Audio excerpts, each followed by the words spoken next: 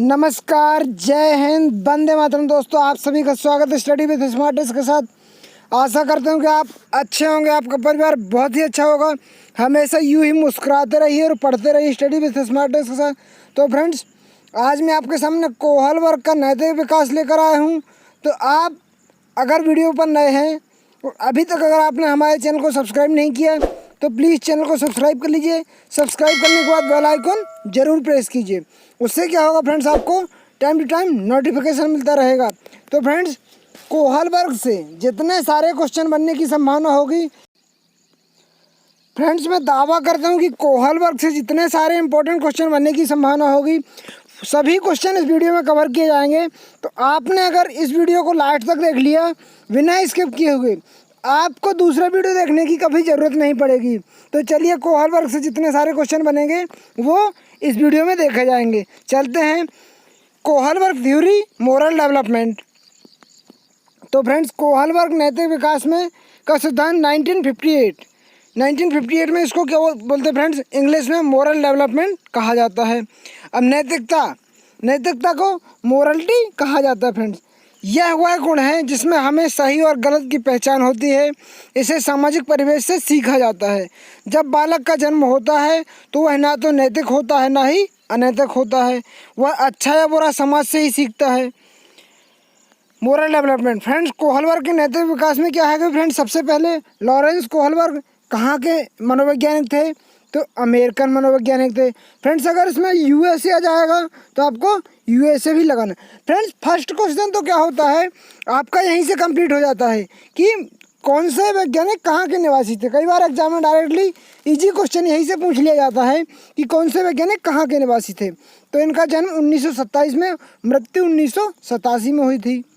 अब कोहल वर्ग नैतिक विकास का सिद्धांत में क्या था फ्रेंड्स, इनने 3 प्रकार की अवस्थाएं दी थी। सभी अवस्थाओं को दो दो अवस्था में बांटा था।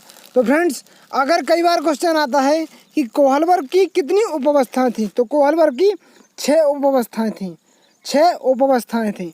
तो फ्रेंड्स, पूर्व परंपरागत अवस्था कब से कब तक होती है फ्रेंड्स? तो 4 से 10 वर्ष के बीच पूर्व परंपरागत अवस्था होती है। परंपरागत अवस्था, इसको प्री कन्वेंशनल स्टेज कहा जाता है फ्रेंड्स। सेकेंड क्या होती है? परंपरागत अवस्था, तो 10 से 13 वर्ष के बीच, इसको कन्वेंशनल स्टेज कहा जाता है। चलते थर्ड पर। उत्तर परंपरागत अवस्था 13 वर्ष से अधिक रहती है फ्रेंड्स। अब नैतिकता का अर्थ क्या है फ्रेंड्स के? Meaning of morality. नैतिकता व्यवहार जन्मजात नहीं होता है फ्रेंड्स। क्या होता है कि नैतिकता जन्मजात नहीं होती है, मतलब नैतिकता अर्जित की जाती है। इसे सामाजिक परिवेश में सीखा या अर्जित किया जाता है, मतलब अपने आसपास के वातावरण में इसको सीखा जाता है। सर्वप्रथम बालक का अनौपचारिक रूप से अपने आस पड़ोस स्कूल नैतिक विकास होता है। फ्रेंड्स, अनौपचारिक क्या कहलाता है? आपके मन में यही सवाल आएगा। तो अनौपचारिक फ्रेंड्स वो कहलाता है कि जिसका कोई नियम ना हो। जैसे स्कूल में जो शिक्षा होती है उसको औपचारिक शिक्षा कहते हैं। घर के वातावरण से जो सीखा गया ज्ञान होता है उसको अनौपचारिक शिक्षा कहा जाता है। अब फ्रेंड्स, क्या है नेक्स्ट? बालक को यह भी बताने का प्रयास करना चाहिए कि कोई व्यवहार पे बात हो रही है और क्यों गलत है, क्या सही है, इसके बारे में जानकारी होनी चाहिए। तो फ्रेंड्स, कोहल वर्ग थ्योरी 6 स्टेज मोरल डेवलपमेंट कौन कौन से दिए थे? तो आपके सामने ये दिए गए हैं 6 डेवलपमेंट। ये 6 डेवलपमेंट थे फ्रेंड्स, इसके बारे में अपन अध्ययन करेंगे। कोहल वर्ग ने नैतिक विकास की 6 अवस्थाओं का वर्णन किया है, लेकिन उन्होंने दोनों अवस्थाओं को एक साथ रखकर 3 स्तर पर रखा। इसकी व्याख्या जो इस प्रकार है। पूर्व परंपरागत अवस्था। पूर्व परंपरागत अवस्था को क्या कहते हैं फ्रेंड्स की? दंड एवं आज्ञा की अवस्था और अहंकार की अवस्था। फ्रेंड्स, पूर्व परंपरागत अवस्था में दो अवस्थाएं ली हैं। उसको आज्ञा एवं दंड की अवस्था कहते हैं, दूसरी अहंकार की अवस्था कहते हैं। दूसरी कौन सी फ्रेंड्स? कि परंपरागत अवस्था। परंपरागत अवस्था में क्या आएगी? प्रशंसा की अवस्था, सामाजिक व्यवस्था के प्रति सम्मान की अवस्था। चलते थर्ड पर। उत्तर परंपरागत अवस्था को बोलते, उत्तर परंपरागत 2 अवस्थाएं हैं, सामाजिक समझौते की अवस्था, सार्वभौमिक सिद्धांत की अवस्था। अब फ्रेंड्स, पूर्व परंपरागत अवस्था को क्या कहा जाता है? आपके सामने यही ऑप्शन आएगा।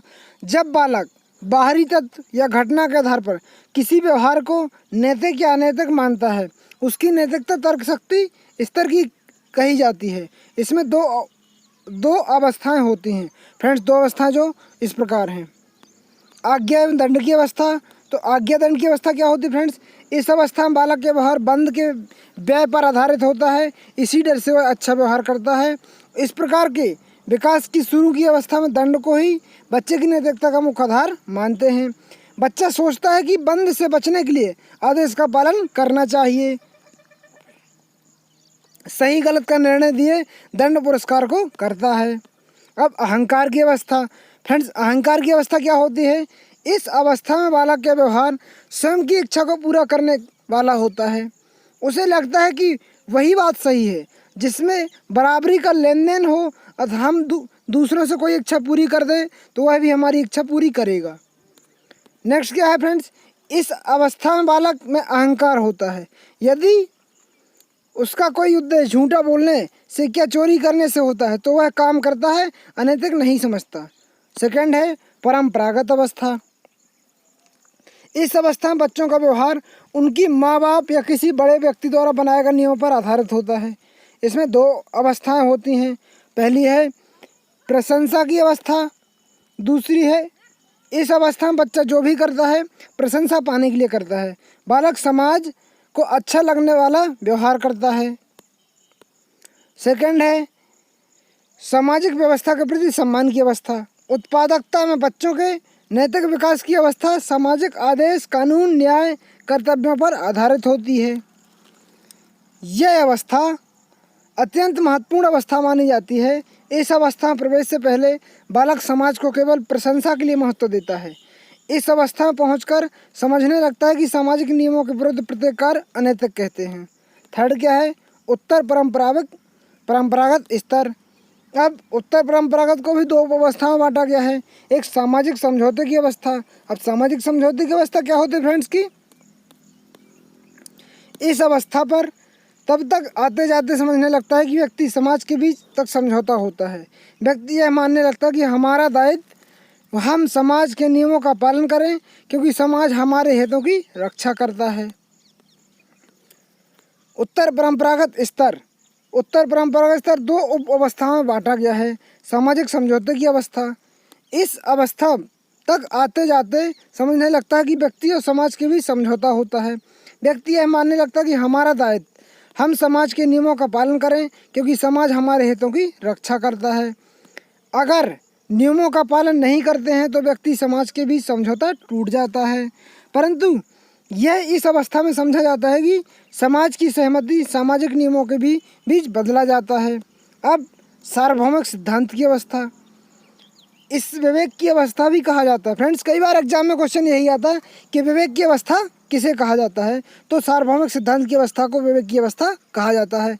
इस अवस्था में व्यक्ति अच्छे बुरे, उचित अनुचित आदि विषयों पर स्वयं व्यक्तिगत विचार विकसित हो जाते हैं एवं अपने बनाए गए नियमों पर चलता है।